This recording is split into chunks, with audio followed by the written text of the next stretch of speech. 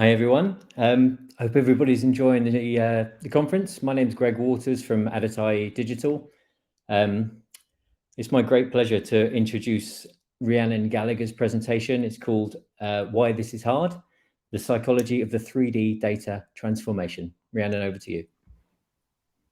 All right. I'm going to say good morning because it's morning in Colorado where I am.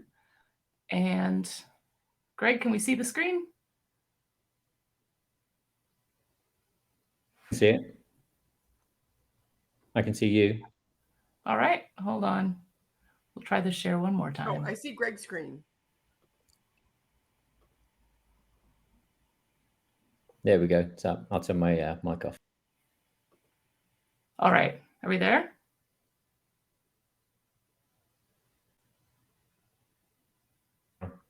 I can see it. Okay. All right. So this talk is called Why This Is Hard: The Psychology of the 3D Data Transformation. We could also call it People at Work Are Still People. So we have to think about them as people. My name's Rhiannon Gallagher, and I'm the business psychologist at Action Engineering. And this is all I think about is the people in the manufacturing process. Action Engineering has 3 different programs. I work in the strategic program, which is about 3D data transformation initiatives more broadly, and sometimes when I get to additive manufacturing transformations more specifically. We also have a multimedia learning center with model-based enterprise and CAD online learning, and then we do GD&T training and instruction focused on model-based design. This is the way that our strategic program works, and I only point it out to you because one of the things you'll notice is that we don't get to piloting something until step 7. So we spend a lot of time initially on this neuroscience process and really understanding the neuroscience and the psychology of what we're trying to do. And so that's what I'm going to try and break down for you today.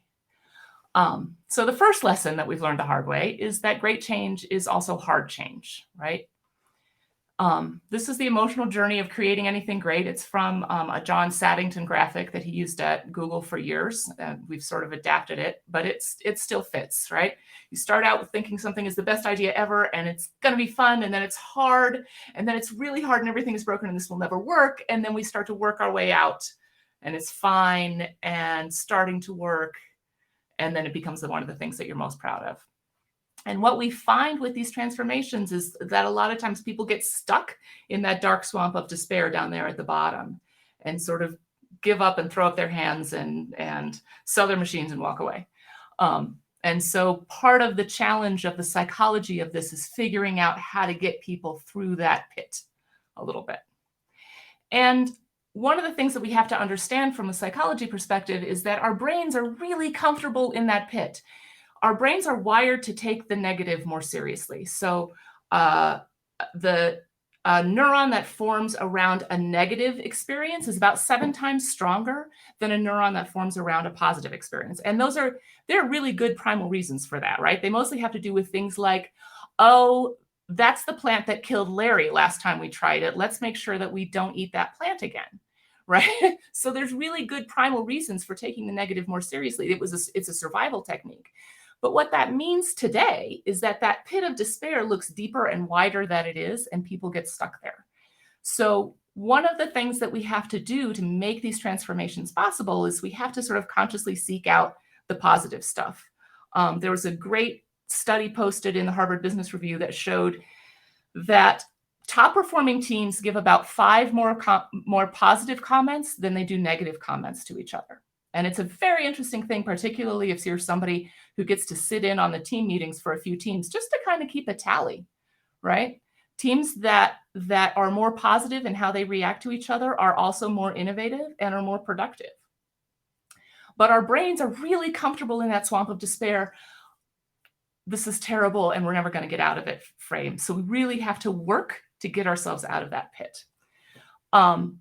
So one of the things that we've learned is that success means that we can't ignore that emotional journey. And I think as women, we can bring the idea that things can be emotional at work into play, maybe maybe in some non-traditional ways.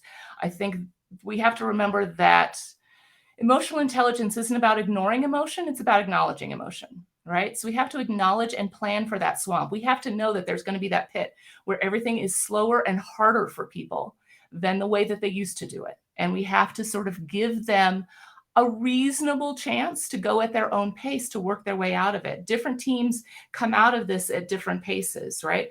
Somebody who's running the additive manufacturing team from an engineering perspective is going to pace very differently than someone who's running inspection. And that's okay, reasonably. So we just have to give them permission to go at their own pace and not expect everybody to be pacing through that swamp at the same time. We'll actually do tracking, or we'll keep track of where everybody is in the pit and ask them to identify, are we starting to work our way out yet? We also spend a lot of time in those early stages of our strategic program building in and celebrating and publicizing even tiny, tiny wins, so that we are building up that positive sense and making sure that the positive gets heard. And that's another thing that helps us right out of the pit. So we can't ignore the emotional journey, but there are some ways that we can support the emotional journey a little better than we do generally. So the first thing that we need to think about is the fact that change threatens people differently. So this is a triune brain metaphor. The brain does not look like this. It's just a way of thinking about it. What your brain does is it wants to use the most efficient system it has first. And the neocortex, where all the thinking and cognition and learning happens, that's a really expensive part of your brain from an energy perspective. Your brain is not inclined to go there first. Your brain is inclined to evaluate for threat response first. Again, good primal brain work, right? Good reasons for that. Probably saved us from many tigers. But now we need to start thinking about, how do we handle this threat response in a modern setting, right? Because until we have dealt with the threat response and figured out what people's motivation is, they can't hear what we need them to hear from a cognition and learning standpoint, okay? So it's when they've decided that something's threatening, you know, the robot is going to take my job, you can talk to them all day long and you can have all these great facts and you can have really cool statistics and you can have a great case study, and all they're hearing is the robot's going to take my job. Okay, so we have to calm that threat response in order to get them to the point where they can start learning the things that we need to learn in order to do things differently. So we have to do things in this order. We have to calm the threat. We have to engage people emotionally, and then, and only then, can we engage them cognitively. I think too often, we who are really excited about these new technologies don't see them as threatening, are really motivated by them, and just want to skip straight to the cognition point. And we're not realizing that other people are at really different stages of this psychological journey. They're at a really different step than we are. And so we're giving them all they need to engage cognitively, and they're still back at calm the threat. So the kinds of things that threaten people in a work environment are, do I belong? Do I have control? Am I valued? And is this fair? Fairness is a deal, right? Do I have a voice in this? Do I feel like people are being heard? Value is, does it change my purpose or my reputation or the sense of prestige and the knowledge that I already have about the way that we used to do things, right? That can be a big deal. Does this change the control that I have over this work or what I can expect in the future? Does it change my team? Does it change my role? All of these things trigger people's threat responses. Everybody gets triggered a little bit by all of them, but people have sort of different ones that are stronger for them, maybe. So when we start talking about how to calm people's threat response, we need to be very empathetic about what might feel threatening in these, do I belong, do I have control, am I valued, is this fair categories. So go ahead and put into the chat some of the things that you've heard, that you've experienced, that people find threatening about this transition to additive manufacturing and 3D data. And I will say as you do that this doesn't mean being a bigot whisperer, right? There are people who are threatened simply by the messenger, simply by the fact that it's a woman or a person of color bringing in the new thing. Not on us to fix that, right? What I can do is say, okay, you have 4 stools of threat. You're threatened by the changes in your job. I'm going to knock all those stools a stool away until all you're standing is the fact that you're intimidated by the messenger. Right? So this does not mean that you need to tolerate or try to convince somebody who's decided that it must be wrong because women are bringing it, right? But it does mean that we can think about some of the other things that might be threatening to them from a process standpoint or from a technology standpoint. So Greg, what is anything coming up in the chat?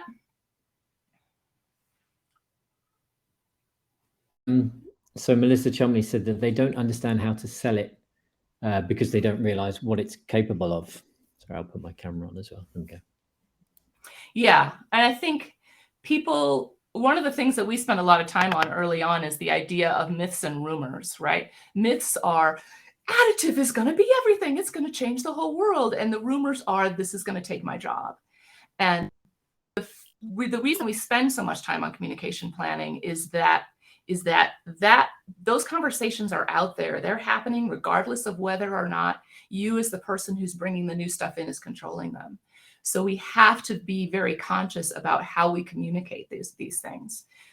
We have to have a lot of empathy. We do surveys. We do interviews. We have to welcome feedback. We'll set up anonymous feedback mechanisms so people can give feedback all the way through. And then we'll celebrate when we use that feedback in changing something in the process that we're trying to bring in. We provide a lot of details. More information can be calming. Otherwise, it just seems like Godzilla coming at them, right? So the more details we can define, the smaller and more manageable it becomes. And we specifically seek out and enunciate the positive, all right? So it takes time to do this, but it can be done. We just have to build it into the communication planning before we try and introduce the new thing. So let's assume that we've calmed the threat response, and now we want to think about how to motivate people. So this is that second brain system, the limbic system. Motivation is important when you're trying to teach adults new things because adults have a lot going on, and they're not motivated often just by the idea of learning for the sake of learning the way that a 4-year-old is, right? So we've got to give them a really compelling motivation. And then once we've done that, we've calmed the threat response, we've given them the compelling motivation, then the new stuff in their cortex. So this is from Daniel Pink's book, Drive, The Surprising Truth About What Motivates Us. It's a great book. And he sort of talks about the fact that we start out motivated by needs, right? Do we have enough food? Do we have shelter? Do we have safety, right? These are very fundamental things. One of the challenges that we faced over the past couple of years is that COVID lives here, right? So people were very deep into trying to figure out their fundamental safety. And that made getting motivated around other things a lot harder. The second level of motivation is reward and punishment, right?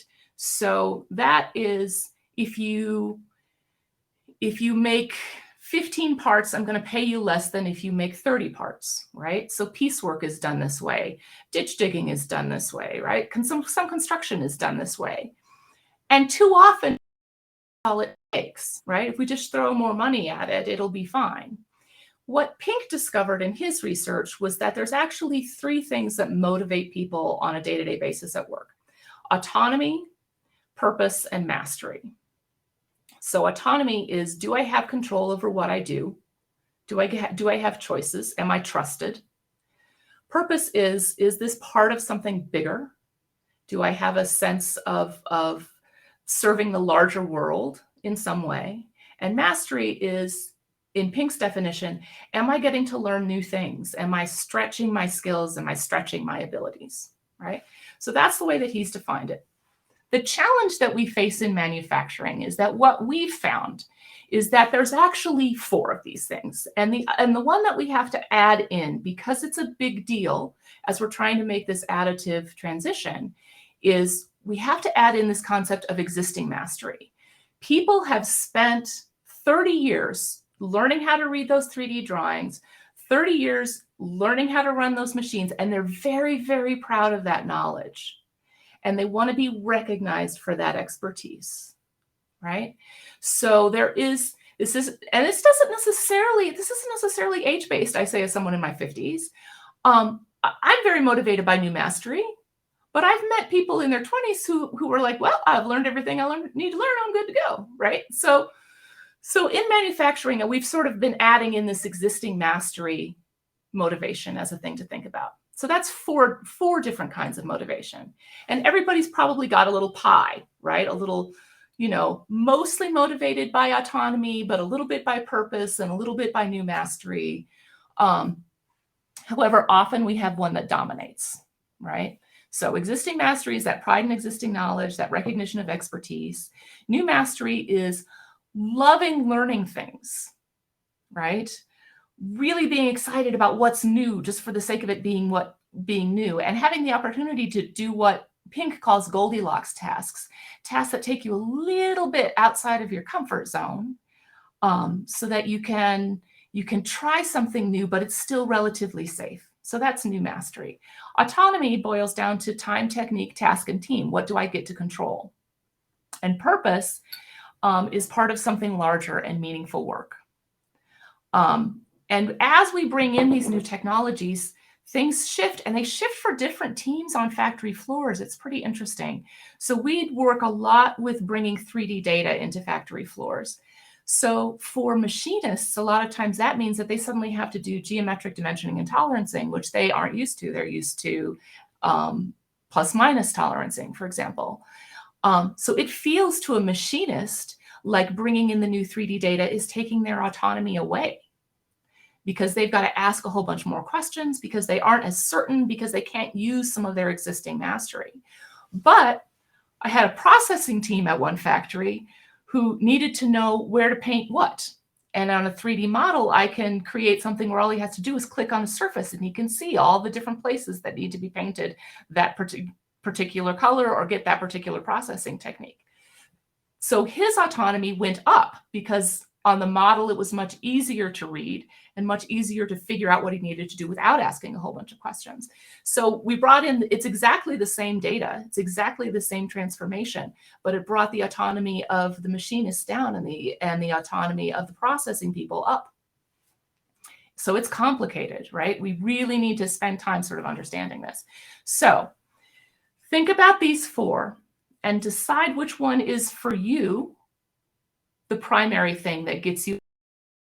What's your primary motivator? Recognizing that you may have a little bit of 4 or a little bit of 3 of them, and put that into the chat. So what's your primary motivator at work?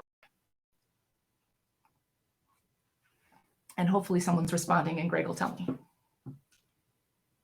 There's a few coming through. There's a lot coming through in response to the previous section, actually, but we can come back to that. But in terms of motivators, yeah, Stacey said purpose.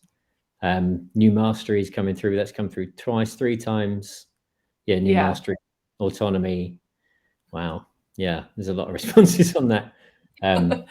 Purpose. Yeah, this is getting a lot of really good engagement, actually, Rhiannon. It's fantastic.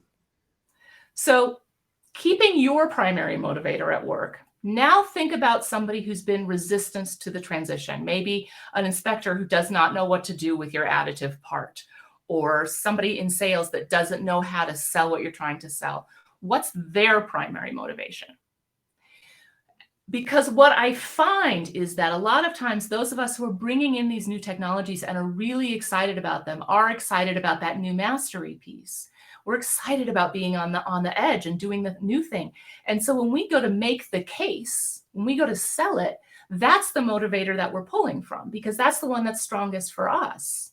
Like, this is going to be so cool. Look at, and that's not necessarily their primary motivator, right? So when we're thinking through how we communicate about this stuff, we need to think about what's their primary motivator and how can I talk to it rather than talking to my own motivator. So Greg, what are the motivations that are coming through now? I know it's probably a kind of a hodgepodge at this point. This one's a bit quieter, actually. I think, yeah, nothing's come through for this final piece. We've had about 7 or 8 come through for personal.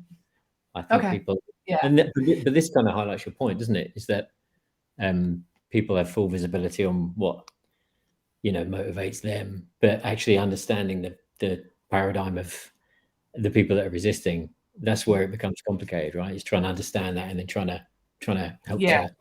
to develop it. Yeah. And again, that's what we do. My background is actually in user experience design. So for hospitals. So I used to spend a lot of time sitting in ERs, in everything from 6-bed hospitals to Cook County in Chicago, kind of watching what was happening and seeing how I could get data to them better. And it's the same kind of thing. I'll go and sit on a factory floor and watch and look for the people that are the social nodes, look for the people that are complaining about how things are going now, look for where there's mentoring going on, right? There's a whole bunch of ways that we can engage people emotionally, and we have to do that if we want them to really engage with the learning that we're trying to get them to do. So again, part of that's empathy, and we have a lot of ways that we can get you the empathy and get you the information that you need. Part of it is simply embracing that not everyone is motivated by the same stuff that you do, that you're motivated by. So we have to have, it's really easy for us to come up with those stories to tell about motivators like new mastery.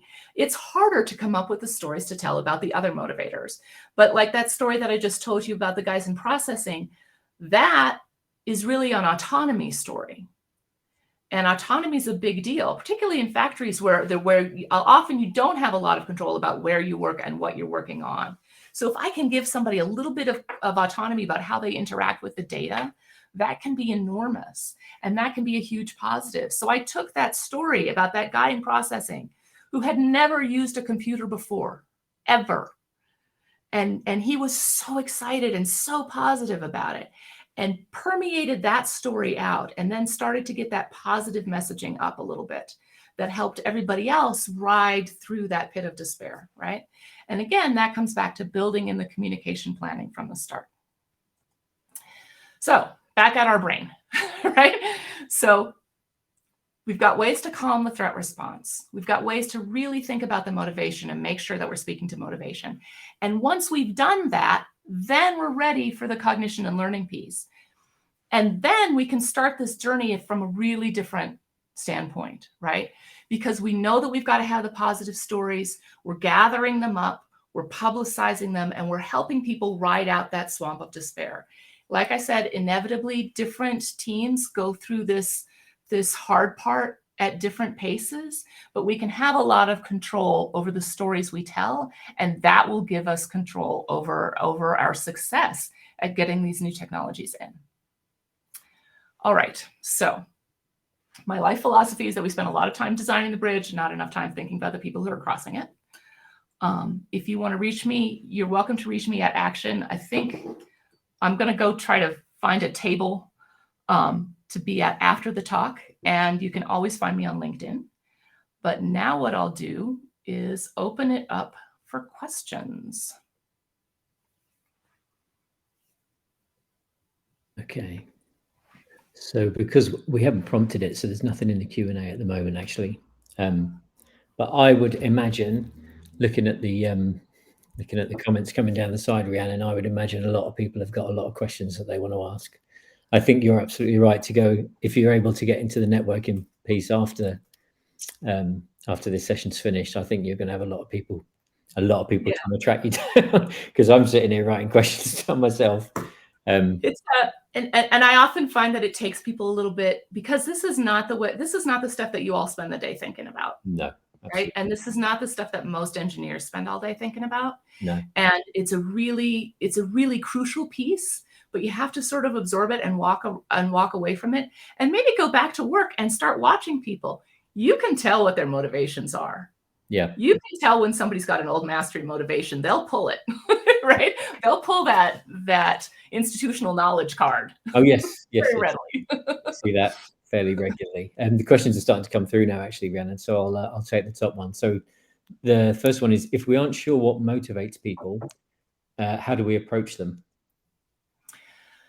We do a couple things. One is that we run like internal marketing campaigns essentially for this stuff. We brand them, and so we'll do a lot of fairly general posting that'll just tell those stories like that autonomy one and get the message out. I've also gone in and done massive surveys of employees. Surveys are interesting. If you go in and you run a survey of your employees on, we're about to do additive manufacturing, what do people think? Just the act of doing a survey improves people's morale about the change. Yeah. Just the act of it, because you've asked for feedback, right. And now they've got ownership over it. Yeah. So I'll go in and run surveys and say, and get at some of their motivations in those survey questions as well. But yeah, it's interesting. As soon as you ask people, they have all sorts of things. They have all sorts of things to say. Yeah. I mean, it's interesting. I mean, one of the things, I mean, we're a recruitment company in this industry. So we come across all sorts of complicated scenarios, and people come to us when they need, they're looking for a solution, really. They need somebody to come in and do this technical job. But equally, we're often asked for people that are able to manage transition and that are able to have experience of managing change in a manufacturing environment, etc. It's such a complicated and broad piece. I think it's a good thing that companies are even, that companies even acknowledge it and are aware of it, and then try and do something about it in their, when it comes to hiring, but even engaging the subject at all. I think it's a tricky one to know what the first step is that they should take, actually. Mm-hmm. Yeah, we set up small cross-functional teams. And we also, the other thing we do is set up training differently for people on factory floors than we set training up for engineers. People who are engineers often have college degrees. They're accustomed to academic schooling. That's the way they learn. People on factory floors learn in a mentorship way, usually, kind of side by side. And so oftentimes we'll sort of pair somebody who's got a little bit more computer confidence, for example, with somebody who's got a lot of institutional knowledge, and we'll pair them together, and try and get at some of that stuff that way too. Yeah, I like that. Interesting. There's a question just come through now, which kind of talks to that point. So it says, in many shop floors, workers have an already full plate of tasks. That's certainly true. Do you have any recommendations for helping balance between task execution and learning about new potential processes and technology? That's a really good question. Yeah, and that's part of why we hit that dark swamp of despair so hard, is that too often the CEOs have a tendency to be like, and why aren't we doing it? Why are we done? What's the return? Right. And so we'll actually pilot on parts that people are comfortable with building already, so that we can sort of allow for that slowdown, right? Because that's the other thing, is that factory floors are very, very deadline driven, in a way that product design teams are not. And so we have to sort of account for that difference in the accountability as well. One of the big things that we've seen companies do on this question is that they'll go in and they'll do a half-day workshop, and they'll sort of present additive manufacturing in a very passive way. And then it'll be 6 to 8 months before anybody actually sees that part to inspect it. Yeah. Right. And so it has to be very time bound. Right. To when people see that part, because A, it's not their favorite way of learning, and B, it was 6 months ago, and they've inspected 275 parts since then. Yeah. Why? So, yes. Yeah. So we have to sort of build some of that in consciously as well. Yeah, that makes sense. I'm just watching the time here, Rhiannon, so I think we're just about coming up on 30 minutes. So I don't want to keep firing questions. There's another question which says, how do we discover what motivates others? Which I think lends itself to the first question, which was about how do we approach people if we don't know what motivates them. But yeah, it's similar. Yeah, and I will say, just as a final thought on that, I think you have to be conscious about making the purpose more broad than just doing the new thing. So if you can make a purpose that talks about sustainability, or a purpose that talks about less scrap and more efficient use of materials, or something like that, those purposes, and really publicize it well, those purposes will help balance out that new mastery motivation as well. Yeah, great. Okay. Well, thanks for that. I mean, that was, a lot of that was mind blowing, frankly. I'm sure I'm sure you're going to be very popular at the networking once we've finished here. So yeah, thanks for joining us, and yeah, we'll come. I'll certainly come and find you on whichever table you're on later on. Thank you, Rhiannon. Thank you.